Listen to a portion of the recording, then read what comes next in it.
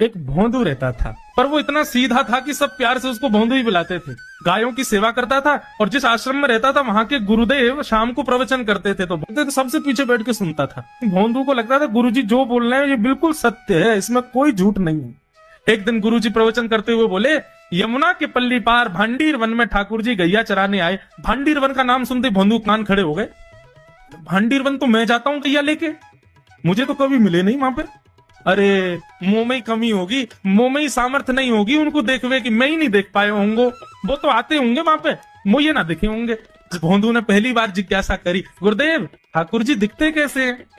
तो गुरुदेव भी हंस गया, अच्छा भोंदू पूछ रहा है, बैठ जाओ बताते हैं। मोर मुकुट पहनते हैं ठाकुर जी, और बोले दो कान हैं लेकिन कुंडल एक ही पहनते हैं। ठाकुर जी ऐसे पुष्प तोड़ के कान के ऊपर लगा लेते हैं, दोनों कानों में एक ही कुंडल को फेर फेर के पहनते। ठाकुर जी पीली पीताम्बरी, ऐसी ठाकुर जी पीली पहनते, पीली पीताम्बरी। माला कैसी पहनते हैं? ठाकुर जी ऐसी पहनते हैं पूरी पैरों तक जाए। ये देखो गुरु जी कह रहे हैं तो निश्चित है भंडीर वन में आते हैं ठाकुर जी। भोंदू अपनी गैया लेकर के भंडीर वन पहुंच गया। गैया चर रही थी, अब भोंदू ढूंढ रहा है, कभी वृक्ष के नीचे जाके देखे, कभी कहीं देखे, कभी ढूंढे कहीं से चंदन की सुगंधी आ जाए। गुरुजी बता रहे थे उनमें से चंदन की सुगंधी आती है, क्या पता कन्हैया यही कहीं हो। इतने भाव से, इतने प्रेम से और इतने भोलेपन से ढूंढने लगा ठाकुर जी को, और ठाकुर जी नहीं मिलते ना तो अपने आप को ही कोसता, मुंह में योग्यता ना होगी यही मारे ना मिल रहे, ठाकुर जी तो यही है। गुरु जी की बात गलत नहीं है, ठाकुर जी तो यही है। उसके उस सहज भाव पर, उसके उस सरल भोंदूपने पर ठाकुर जी रीझ गए।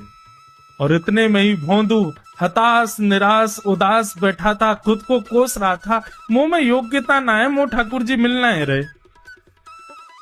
इतने में ही देखा सामने से असंख्य गायों का झुंड आ रहा है, और भोंदू ने जैसी उन गायों को देखा, ऐसी गाय कभी देखी नहीं, अलग गाय, सींग चमक रहे हैं, सींगों के ऊपर के भाग में सोने चांदी मड़े हुए हैं, ऐसी ऐसी सुंदर सुंदर तंदुरुस्त गैया।